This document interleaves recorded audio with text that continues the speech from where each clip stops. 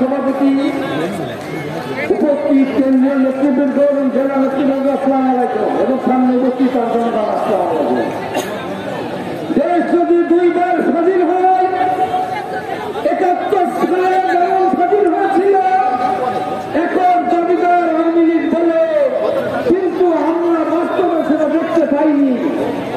আজকে যে স্বাধীন যদি হয়, সমন্বয় কমিটির আমরা এখন জমিদার, এই কথা তেমনিভাবে ঠিক না। বিএনপি সেদিন প্রথম থেকে আন্দোলন সংগ্রামে ছিল, রাজপথে ছিল, এই শক্তি বিএনপি দ্বারাই সংগঠিত হয়েছিল।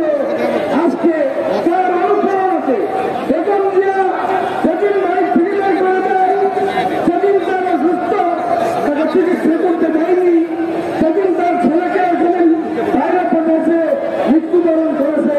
সেদিন থেকে এদেশের মানুষে এদেশকে আবার স্বাধীন করতে হবে, দুর্নীতিমুক্ত করতে হবে। বিএনপির এই ফসল, বেগম জিয়ার আত্মত্যাগের এই ফসল, তারেক রহমানের রাজনৈতিক দূরদর্শিতার এই ফসল। আপনারা যারা দূর দূরান্ত থেকে এসেছেন, সকলকে অভিনন্দন, শুভেচ্ছা জানায় শেষ করছি।